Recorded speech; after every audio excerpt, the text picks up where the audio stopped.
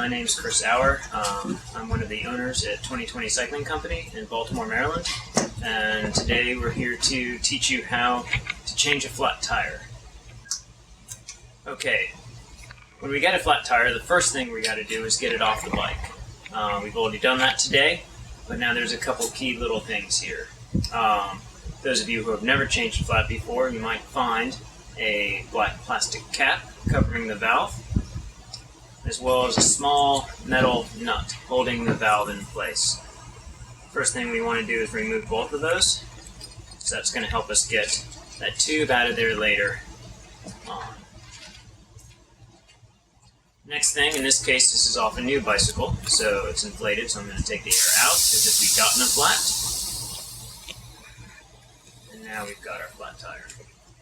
One of the things I like to do when changing a flat is do as much as I can standing up. Sometimes you'll see people sitting on the ground doing a variety of things to try to make it a little easier for them. I found it's easiest to be done while standing up or squatting down a little bit as we get into the situation or into the actual flat change. So we've got a flat tire. What we want to do is remove one side of the bead. The bead is a little section of the tire that hooks on to a smaller section of the rim, and that's what holds it in place when the tire is properly inflated. So we're going to remove one side of the tire, or the bead, so that we can get access to the tube inside. Okay, so to remove a tire from the rim, what we need is a pair of tire levers.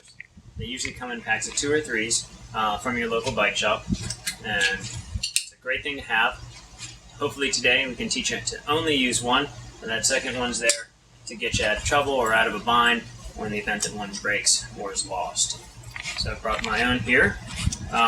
There's 2 sides to the tire lever. There's the concave side, which is like a spoon, and then the, convex side, which is just the exact opposite, flipped over.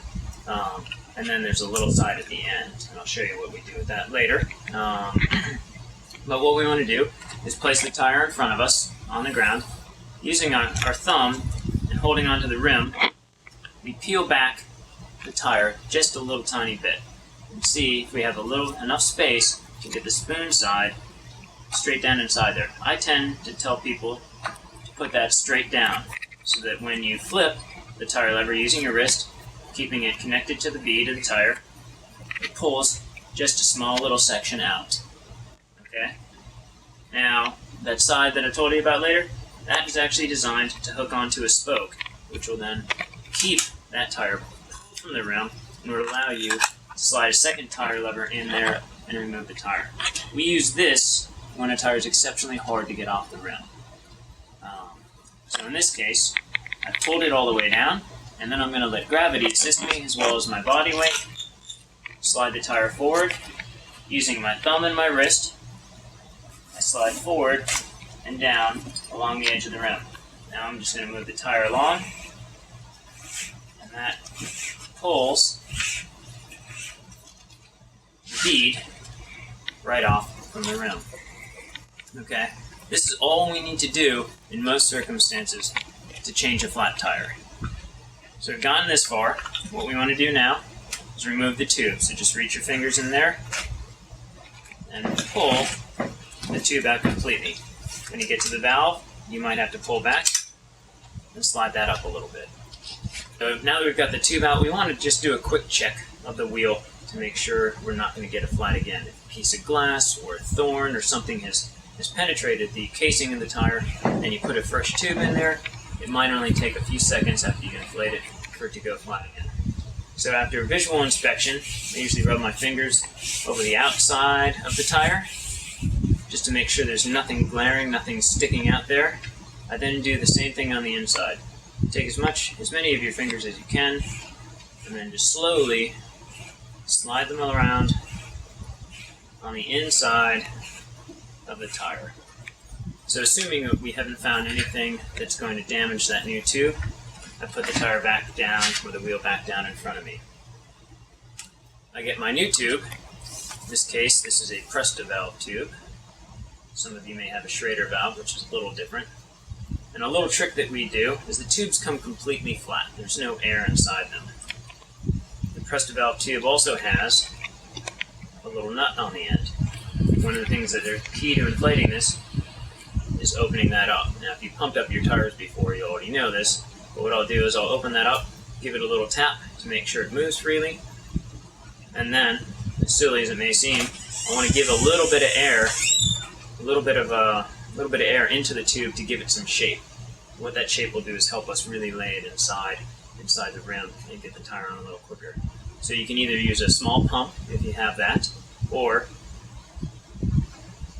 just blow a little bit of air into the valve. So once we've got that, we're going to pick up the rim and find the valve hole. Alright, and we push that tire back, same as we had in the past.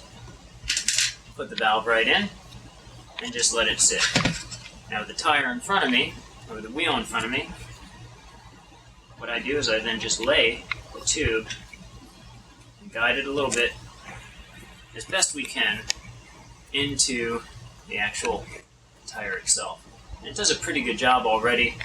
The tubes aren't exactly, perfectly fit, so there's going to be a little bit of tube sticking out. That's not a problem. We're going to work our way through this. So the entire time we've been standing up, now what I do is I kind of reverse it so I can get a better look on things. Kneel down a little bit. And what we want to do is make sure that tube is up inside the tire, and then using our thumbs and our fingers, push that tire onto the rim. So in this case, making sure the tube's up in there, and I'm pushing it back toward the other side of the tire, and then pushing it down a little bit. I'm doing the same thing all the way around the rim. Now, one of the key things is to make sure that tube is up inside there. What we don't want to have happen is for this tube to pinch, if you can see that, but we don't want this tube to pinch against the rim and against the bead, so that can actually cut the tube and cause a flat right away. Push that in, slide that over. Push it in a little bit, push that over. We work our way all the way around. At some point, you're going to have to put a little bit of extra effort into pushing that tube up in there. But most of the time, it's going to slide right on. Just push it up, push it over with your thumbs, and when you get to the very end, we have a little bit of extra. This is where it's going to start getting more difficult. Sometimes you can keep pushing with your thumbs and your fingers to get that on there. Other times you may need to use that tire lever. So we're going to try it just with the thumb. You just squeeze it, and that went on perfectly fine. Now to show you how the rest of the tire lever works, I'm going to pull the bead off a little bit. So we've done that. And in the event that you've got a really tricky tire or a really tight tire, we get rid of the spoon side or the concave side and reverse this. And what we do is we slide the tire lever, reverse angle or convex side up, into or underneath the bead where it hooks on the rim. And all you do is from this straight down point, hook it straight up, and that will typically pull the bead right onto the rim. So that has essentially gotten the tube inside the tire.